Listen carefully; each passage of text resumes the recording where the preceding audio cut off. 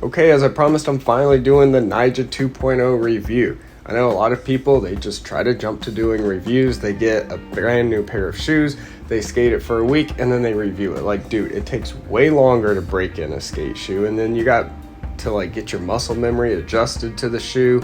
Like, you just can't skate a shoe for like a few days or a week and then review it. So I've been skating these for almost a year.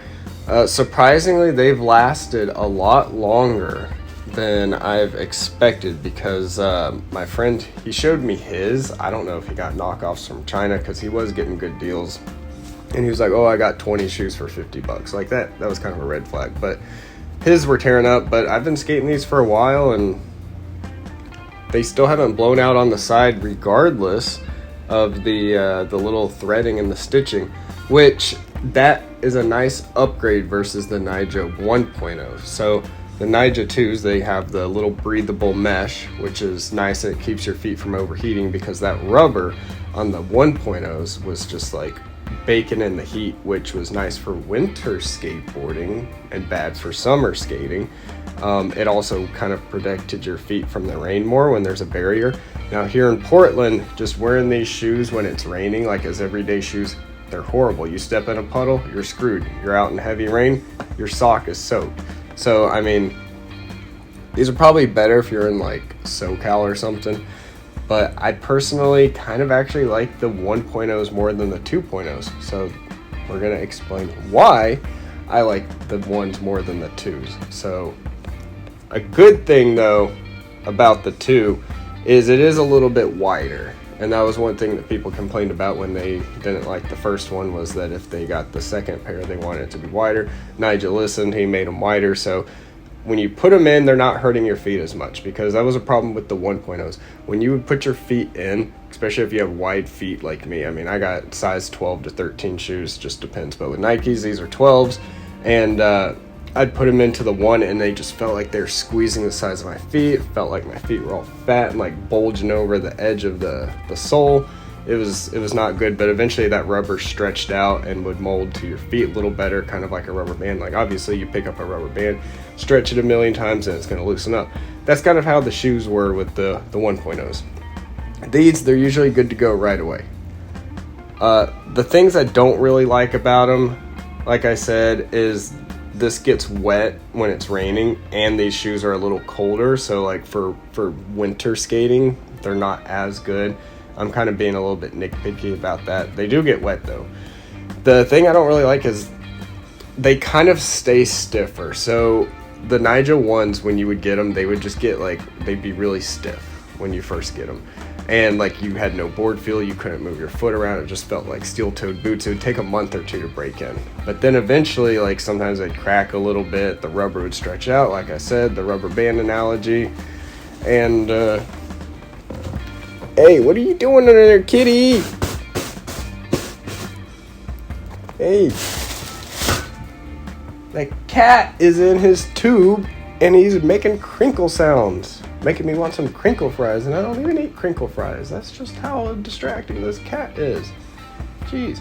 So, like I was saying, the other shoes, they stretch more, and then they get kind of molded to your feet. Here, you guys want to see the cat? He's extra moody because it's 100 degrees in Portland, and we don't have air conditioning.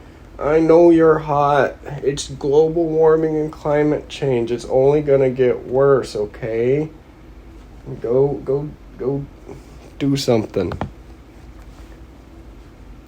But those, they like mold to your feet. He is shedding bad. Yes, I know. You still got your winter coat. You're a little bit late. The shoes, they stretch and they mold to your feet, the first ones, and so then they kind of feel like a rubber glove, so you can twist and move your feet and it's always protected. These, they just kind of like stay stiff the whole time, and it feels like the bottoms are maybe a little thicker. I don't know, it's just kind of like how it feels, but they're just, these shoes feel more bulky. They're wider and they're stiffer, so I guess maybe to try to counter that extra weight and bulkiness, that's maybe why they went with the threading, because it kind of lightens it up. But these still feel a little overall heavier than the ones. Obviously the other downsides is threads and stitches are just more naturally going to tear up more than rubber. And surprisingly, I have not busted any shoestrings. Like, I liked the Nyjah ones because shoestrings, they would never bust because they were tucked into like this weird rubber seal seam area. And then these have these little like latches, and these are round shoestrings versus like the bar flat laces. And these have not popped. They don't even show any sign of wear. So I personally think these look uglier, in my opinion, but they're pretty strong. They've been holding up. I've never even had to think about relacing them ever. So that's nice.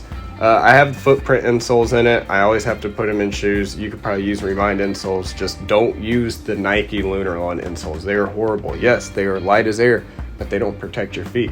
So if you're walking around, sure. But I just remember that when the Costin ones first came out and they had Lunarlon, I got heel bruise skating a curb. That's how thin they were. Might as well just skate barefoot and jump off stuff. It made no sense. So please replace the insoles on any Nike shoes that you get. Grip wise, this is my kick flipping foot.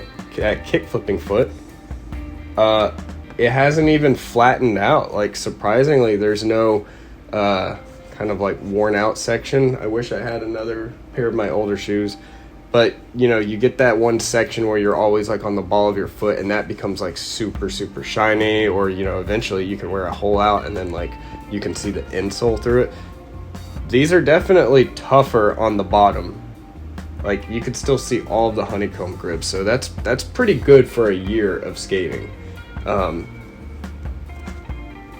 But yeah, overall, that's my opinions. I personally like the Nyjah ones just because they don't tear up as fast and they just have better overall board feel.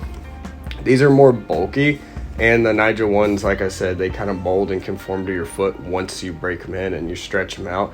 And then they have that rubber band, so they kind of give you like a better flick because it has like a weird kind of rubber band slingshot. These, just more stiff. They do allow your feet to breathe better, so they are nicer like when it's breezy or you're skating in the summer. But I wish they didn't discontinue the first one. I was actually tempted to go back and buy another pair of the Nyjah ones because they're one of the best skate shoes I've ever skated.